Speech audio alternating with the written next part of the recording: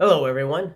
Danny here today to talk to you about the book Radical Candor Be a Kick Ass Boss by Kim Scott. This book was a wonderful listen with a lot of really good content in it. The basic premise of the book is that you need to, within your company, develop an environment where people feel free to be candid with each other, but not in a bullying kind of a way, but in a respectful kind of way, and that varies very much from company to company. Kim Scott has a lot of experience at a lot of extremely well-known companies, and she talks about that in the book, and she gives stories, and she knows a lot of people from other companies. One of the things that I like about this book is she will talk about, hey, at Google, this is how we did things. And that may have worked for this division at Google, but then when I had to go to a foreign company and work with, another country, another culture, we had to find a way to make radical candor work within that culture. And this is what I did. That worked here at Google stateside. Did not work, with our Japanese section. We had to change because of the Japanese culture. But even within the American culture, when I left Google, didn't work at Apple. So-and-so with this company didn't work there. These are the things that we had to do. And I like that. When a book, says, hey, I am the end all be all, this is the answer for everything, I really tend to doubt that a lot. People are so vastly different that you can't have an end all be all, this is the answer for everything. She does present radical candor and candor in a way that is productive, not destructive, as a key element in the soup of success. That I can agree with. She doesn't present her way, my way of doing it, as necessary. She gives examples and then lets you know, hey, you're going to have to figure out what works for you, what works for the culture of your company, which I really, really like. There were 2 chapters in particular which really resonated with me a lot. One of those chapters probably won't surprise people so much. One of those, anyone who knows me is going to go, really? Danny resonated with that chapter? You gotta be kidding me. I actually thought that chapter might offend Danny. The first one is her chapter, and it comes up several times in the book, rock stars versus superstars. What she calls rock stars are people who they love doing their job. They have no desire to move on in the company. And it's true what she says in the book, that a lot of companies are aimed at the superstars. They focus I've been with those companies. They focus all their attention on, hey, who's the next rising star? Who's, eager beaver wants to move up, to the detriment of the people who love where they're at and have no desire to move up. Now that resonates with me because of the company I'm with. The company I'm with does a really great job of handling both situations. And I know that because when I first came to the company, I felt like, hey, I'm going to be what she calls a superstar. I want to move up the ladder. I want to climb. What's the next rung kind of a thing. I felt supported, very much so. I felt supported. As I started attempting to move up, we discovered that, with where my family is at right now, now's not the right time.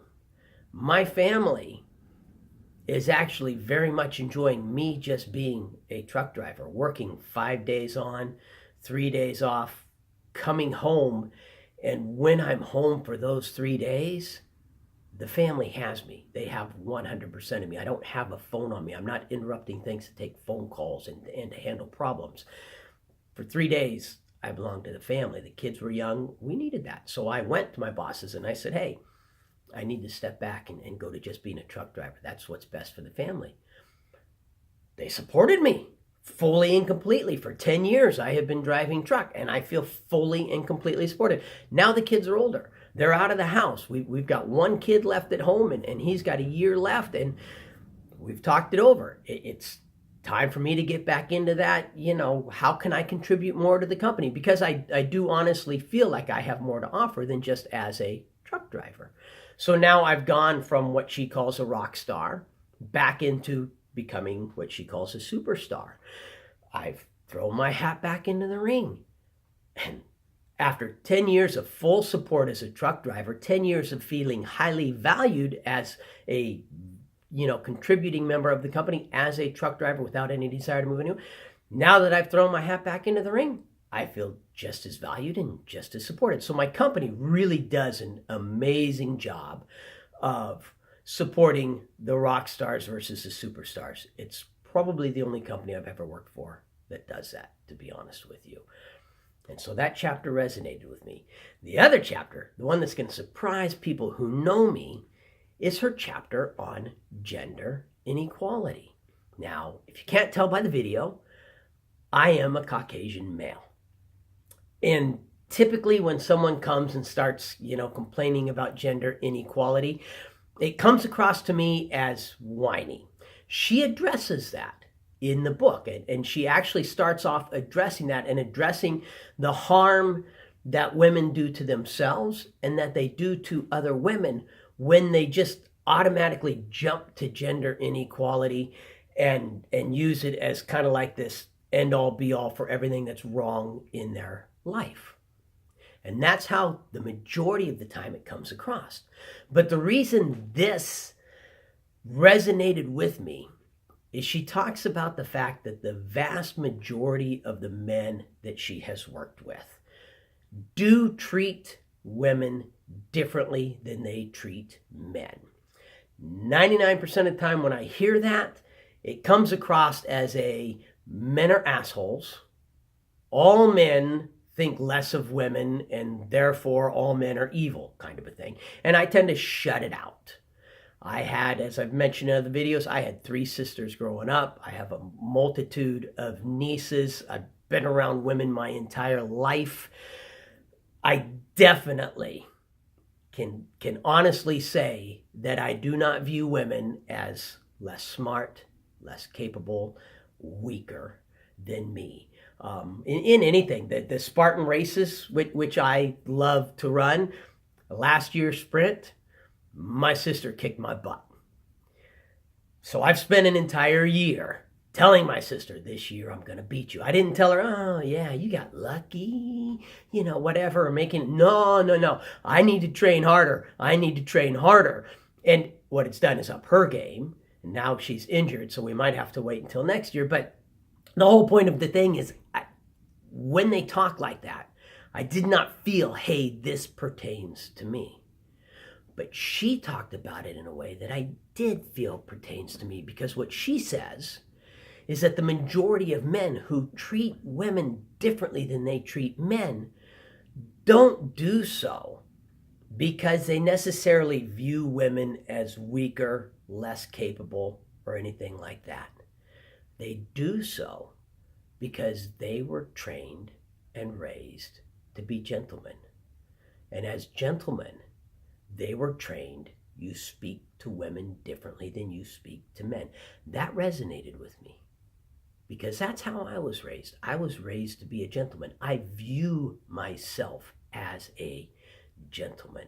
I do treat women differently than I treat men. That is not because of my view of women. That is because of my view of myself. And she talked about the harm that does when on the job site a man treats a woman differently. When a man is willing to say this to another man but not say the same thing to a woman. The harm that does the women. And I'm able to sit back and go, okay, have I actually behaved that way? And yes, there are absolutely things that if a man were to do it, I have no problem going to the guy and talking to him about it. If a woman were to do it, yeah, that makes me uncomfortable talking to the woman about it. It's not the woman's fault, it's my fault. But being unwilling to go address the issue with the woman is detrimental to her, and she does an excellent, amazing job of bringing that out. Her narration, I would say, does not add to or detract. She narrates her own book, and she doesn't add to or detract from the book. There are sections of the book where her narration almost comes across as a little staid. You can tell that she's reading. There are other areas of the book where her narration is great. You can't tell she's reading. There's feeling behind what she's saying. So the two kind of even themselves out. If it was always the upper, I'd say her narration added to it. If it was always the lower, I'd say her narration detracted from it.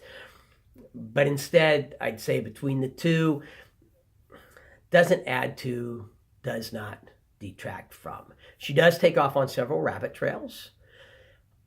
None of the rabbit trails felt the slightest bit wasteful. The rabbit trails come up a lot towards the end of the book. How do you hold a board meeting? What's the best way to do a board meeting? What's the best way to do emails? Different rabbit trails like that. But they're all good information from someone who's been there, from someone who has the experience to know what she's talking about. And oftentimes she'll talk about, this was the mistake I made. Don't make my mistake. And there's an old saying, this isn't a very good quote because I don't remember it exactly. I should have looked this up before I actually started this video, but I didn't. It goes along the lines of, a smart man learns from his mistakes. A wise man learns from other people's mistakes. And so when she's telling you, hey, this is what I did and it is a mistake, it is an opportunity for you to be wise and learn from her mistakes. Definitely a book I recommend. It's men, women, whether you're like me, wanting to start, going up the ladder. There's parts of the book that do apply to family life, that do apply to, how to be better as a husband or as a wife or as a parent. There are parts of the book. So even if you're not, a boss or planning on being a boss, I would still recommend it. The majority of the book does apply to being a boss, but there are some very good chapters. And if you don't listen to it, you will miss out. Definitely recommend the book. Definitely request any feedback from anyone who has listened to it, or even feedback on my videos. And I request that you subscribe if you are enjoying my channel. I hope you have a wonderful day. I will talk to you later.